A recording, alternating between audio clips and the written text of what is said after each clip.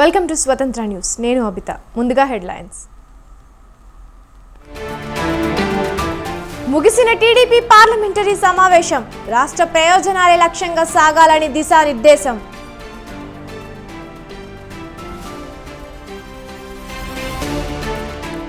చంద్రబాబుకు Telangana CM Revanth phone.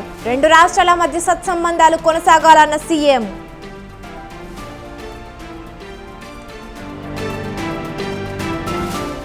Jagan తప్ప వైసీపీలో గెలిచిన వారంతా టచ్ లో ఉన్నారు. బీజేపీ ఎమ్మెల్యే ఆదినారాయణ రెడ్డి సంచలన కామెంట్స్.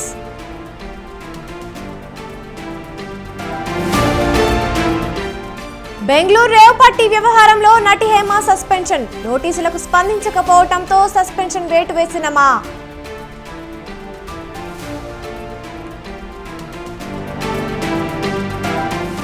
హైదరాబాద్ లో భారీ వర్షం, ఉరుములు మెరుపులతో కూడిన వాన.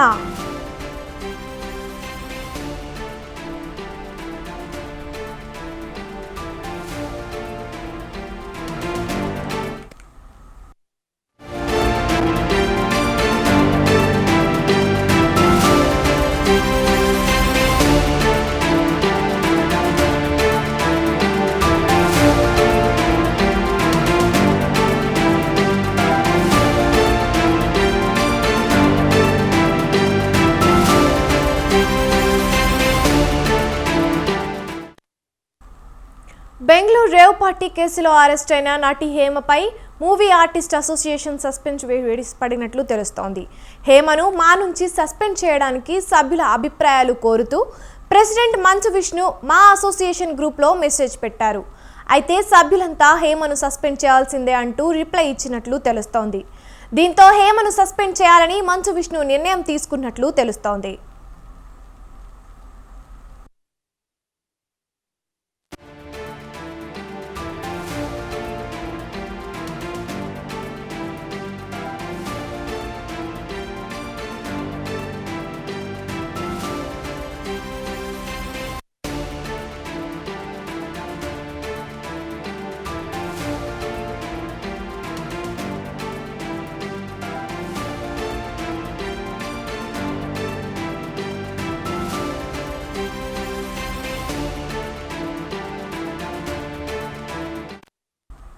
బెంగళూరు రేవ్ పార్టీ కేసులో అరెస్ట్ అయిన నటి హేమపై మూవీ ఆర్టిస్టు అసోసియేషన్ సస్పెన్షన్ వేటు పడినట్లు తెలుస్తోంది.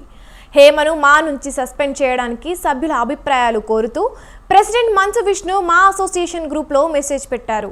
అయితే సభ్యులంతా హేమను సస్పెండ్ చేయాల్సిందే అంటూ రిప్లై ఇచ్చినట్లు తెలుస్తోంది. దీంతో హేమను సస్పెండ్ చేయాలని మంచు విష్ణు నిర్ణయం తీసుకున్నట్లు తెలుస్తోంది.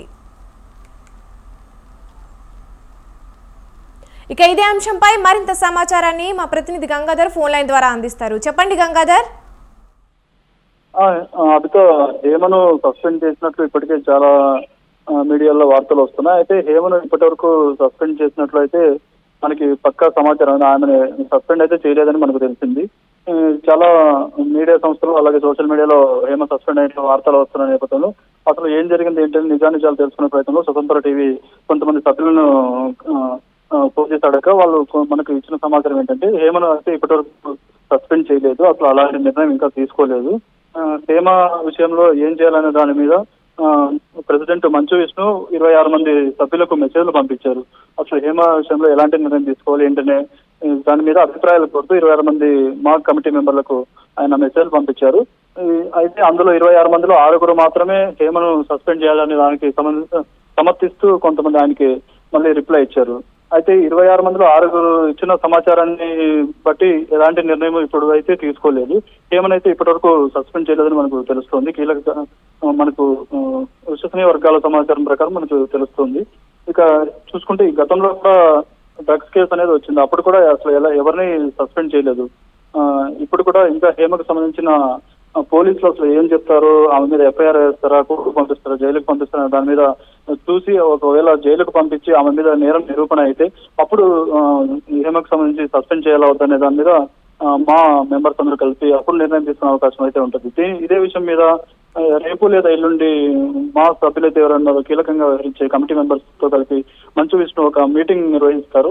ఆ మీటింగ్ లో అసలు ఏం జరుగుతుంది, పోలీస్ ఎంక్వైరీ ఇప్పటివరకు ఎంతవరకు వచ్చింది, అసలు పోలీసులు ఆమె మీద ఏం చర్యలు తీసుకున్నారు, దాన్ని బట్టి మనం ఎలాంటి చర్యలు తీసుకోవాల్సి ఉంటుంది, అసలు ఒక మెంబర్ ని సస్పెండ్ చేయాలంటే రూల్స్ ఏమి ఉంటాయి, వీటి మీద మంచు విష్ణు సభ్యులతో చర్చించే అవకాశం అయితే ఉంది. ఆ చర్చించిన తర్వాతే అసలు సస్పెండ్ చేసే అవకాశం చాలా వరకు లేదు అన్నట్టుగానే మనకు తెలుస్తుంది. అది right, thank you Gangadhar.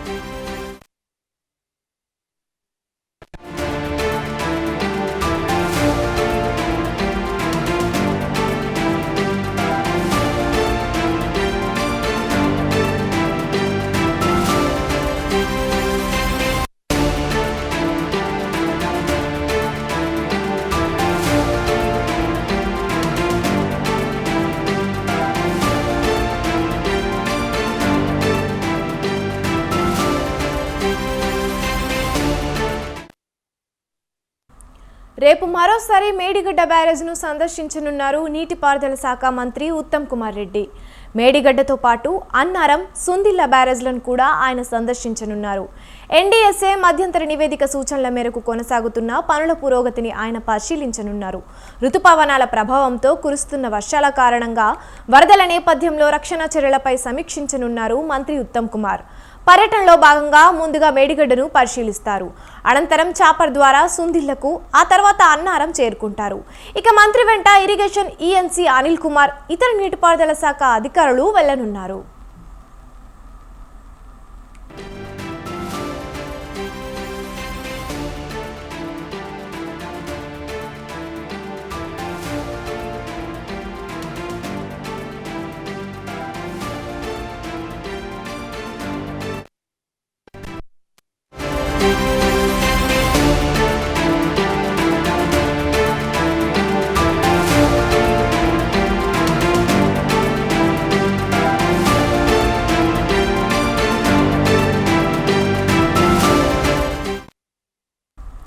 AP ఎన్నికల్లో ఘన విజయం సాధించిన టీడీపీ అధినేత చంద్రబాబుకు తెలంగాణ సీఎం రేవంత్ రెడ్డి ఫోన్ చేశారు. చంద్రబాబు సీఎంగా ప్రమాణ స్వీకారం చేయనున్న నేపథ్యంలో రెండు రాష్ట్రాల మధ్య సత్సంబంధాలు కొనసాగాలని ఆయన కోరారు.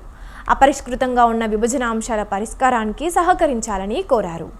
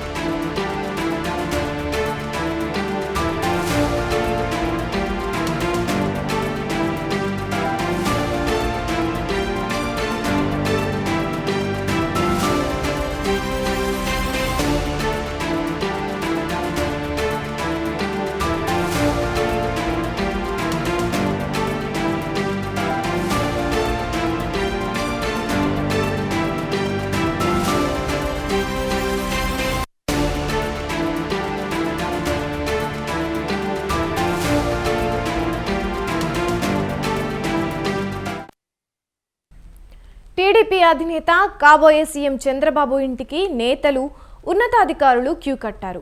అయితే ఆయనను కలిసేందుకు యత్నించిన ఐపీఎస్ అధికారులకు అనుమతి నిరాకరించారు. చంద్రబాబును కలిసేందుకు సిఐడి చీఫ్ సంజయ్ యత్నించారు. కరకట్ట గేటు వద్దే కానిస్టేబుల్లో ఆయన కారును ఆపి వెనక్కి పంపారు. చంద్రబాబుపై అక్రమ కేసుల నమోదులో సంజయ్ కీలకంగా వ్యవహరించారు. ఎన్నికల ఫలితాలు రాగానే విదేశాలకు వెళ్లేందుకు సెలవు పెట్టారు. అది కూడా రద్దయినట్లు సమాచారం. మర్యాదపూర్వక భేటీ పేరుతో సంజయ్ వచ్చిన విషయాన్ని అధికారులు గేటు సిబ్బంది చెప్పారు. అనుమతి లేదని చెప్పడంతో ఆయన కారును వెనక్కి పంపారు.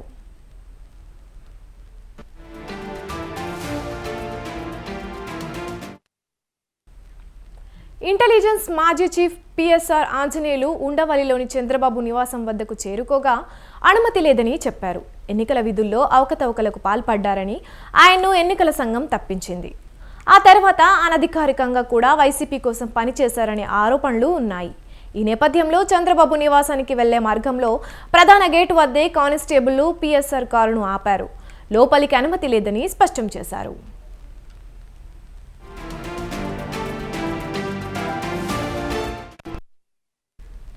మరో సీనియర్ ఐపీఎస్ అధికారి కొల్లి రఘురామరెడ్డికి అనుమతి నిరాకరించారు. చంద్రబాబును కలిసేందుకు ఫోన్లో అధికారులను ఆయన అనుమతి కోరగా తిరస్కరించారు. నంద్యాలలో చంద్రబాబును అరెస్టు చేసే సమయంలో రఘురామరెడ్డి కీలకంగా వ్యవహరించారు. ఎన్నికల సమయంలో వైసీపీకి విధేయుడిగా ఉన్నారంటూ ఈసీ ఆయనపై కొరడా జలిపించింది. డీజీపీ ఆఫీసులో రిపోర్టు చేయాలని ఆదేశించింది. గుంటూరు కలెక్టర్ వేణుగోపాల్ రెడ్డికి ఈ పరిస్థితే ఎదురైంది. చంద్రబాబును కలిసేందుకు వెళ్లగా అనుమతి లేదని గేటు వద్దే పోలీసులు ఆయన కారును ఆపారు. దీంతో వేణుగోపాల్ రెడ్డి వెనుదిరిగారు.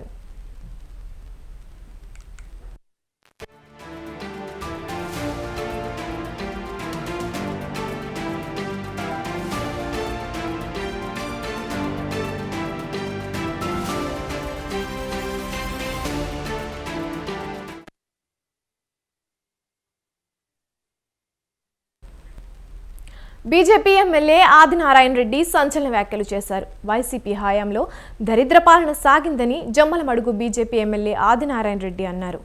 అప్పులు తెచ్చి బటన్ నొక్కి అప్పుల రాష్ట్రంగా మార్చారని విమర్శించారు. ఈ రాష్ట్రానికి మంచి జరిగే అవకాశం వచ్చిందన్నారు. కూటమి ఆధ్వర్యంలో ప్రజల సొంత ఇంటి కలను సాకారం చేస్తామని తెలిపారు. జగన్మోహన్ రెడ్డిని 151 నుంచి 11కు సరిపెట్టారన్నారు. జగన్పై ఉన్న కేసులు, అవినాష్ రెడ్డి కేసు పైన విచారణ వేగవంతం అవుతుందన్నారు. రాజధాని అమరావతి లేకుండా 3 రాజధానుల్లో డ్రామా ఆడారని, ఎర్రచందనం, ఇసుక, మైనింగ్ మాఫియాతో దోపిడీ చేశారని ఆదినారాయణ రెడ్డి ఫైర్ అయ్యారు. 11 మంది ఎమ్మెల్యేలు, 4 ఎంపీలు కూడా జగన్తో ఉండరని జోస్యం చెప్పారు. ఈ 11 మంది అంటే తనుగాక 10 మంది, 4 ఎంపీలు తనకు వారం రోజుల లోపలనే ఉండే పరిస్థితి లేదు. నిన్న శివప్రకాష్ రెడ్డి అని సునీత మేనమామ గారికి ఒక విషయం ఫోన్ చేసి చెప్పాడు. నాకు కంగ్రాట్ చెప్పడానికి ఫోన్ చేస్తే చెప్పిన within A 1 week time in Pulivendula YSR party is going to be very weak. అంటే ఒక వారం లోపలనే పులివెందులలో కూడా వైఎస్ఆర్ పార్టీ వీక్ అవుతుంది. మాకు బీజేపీ పార్టీకి సరెండర్ చేస్తాడు. దాసోహం గోవింద వచ్చిన దరిద్రుని మా వాళ్ళు పక్కన పెడతారు. ఆ నామరూపాలు లేకుండా చేయాలి. ఇటువంటి చెత్త పాలన మన ఒక స్టేట్మెంట్ ఇచ్చాడు. నేను 30 ఏళ్ళు పాలన చేస్తాను, ప్రపంచమంతా అతని వైపు చూడాలంట. అయితే కరెక్ట్గా చెప్పినాడు. ఎక్కడ లేని విధంగా ప్రపంచమంతా చూసే విధంగా తప్పులు చేసినాడు. ప్రపంచం అంతా చూసే విధంగా 11+4 సీట్లు మిగిలినాయి. అతను చెప్పినది కరెక్టే. నా వైపే చూడాలంటే చూశారు. ఇప్పుడు ఇంత దరిద్రపు ఓటమి. మా కడప ఎంపీ అవినాష్ రెడ్డి కూడా వివేకానంద కేసులో 8వ ముద్దాయి. అతని మీద కూడా చర్యలు ఫాస్ట్గా ఉంటాయి. వార్తలు వస్తున్నాయి ఇప్పుడే, ఎన్డీఏలో చేరతామని. అంటే పరిస్థితులు ఈ విధంగా ఉన్నాయి. రాష్ట్రంలో దరిద్ర పాలన పోయింది. ఇష్టం వచ్చినట్టు అప్పులు చేసినాడు. ఇష్టం వచ్చినట్టు జగన్ రెడ్డి తప్పులు చేసినాడు. నేను బటన్ నొక్కినా అని పోలింగ్ తర్వాత 4 రోజుల తర్వాత కూడా లండన్కు పోతూ నాకు 151 కంటే ఎమ్మెల్యేలు ఎక్కువ వస్తాయి, 22 ఎంపీల కంటే ఎక్కువ ఎంపీలు వస్తాయన్నాడు. 2 కలిపి 11+4 15 కూడా రాలేదు. అంటే ఆయన ఆలోచన కొన్ని ఛానళ్లను మేనేజ్ చేసుకొని ఖచ్చితంగా వైఎస్ఆర్ పాలన వస్తుందని ఊగదంపుడు ఉపన్యాసం ఎండ్ అయింది. ఈ రాష్ట్రానికి మంచి జరగాల్సిన అవసరం వచ్చింది.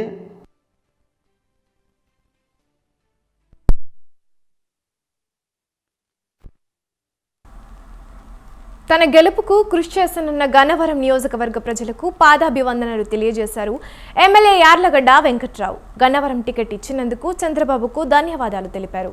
టీడీపీ గెలుపు కోసం కష్టపడి నియోజకవర్గంలో పనిచేశానని, జగన్కి ప్రతిపక్ష హోదా కూడా రాదని ముందుగానే తాను చెప్పానన్నారు.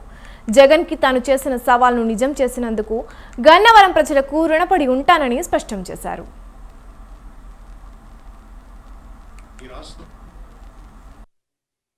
ఆ రోజున చంద్రబాబు నాయుడు గారి ప్రతిపక్ష హోదా తీసేద్దామని గన్నవరం ఆనాటి శాసనసభ్యుడిని చేర్చుకున్నామని చెప్పారు. ప్రతిపక్ష హోదా చంద్రబాబు గారు తీసేద్దాం అనుకున్నారు. కేవలం 4 శాసనసభ్యులు మారిన తర్వాత ఇంకెవరో మారక ఆయన ప్రతిపక్ష హోదా తీయలేకపోయారు. కానీ తను కూడా అయితే దైవముడు తలిచినట్టుగా ఇవాళ జగన్మోహన్ రెడ్డి గారి ప్రతిపక్ష హోదా పోతుంది అని చెప్పి నేను రోజు గన్నవరంలో చంద్రబాబు గారి ఎన్నికల ప్రచార సభలో ఆయన పక్కన ఉండగానే చెప్పాను నేను.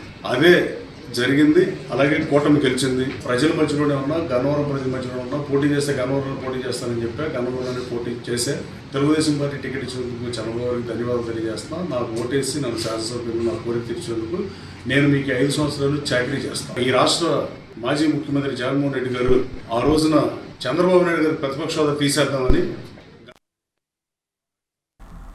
ఇవి ఇప్పటి వరకున్న బులెటిన్ అప్డేట్స్. చూస్తూనే ఉండండి స్వతంత్ర న్యూస్.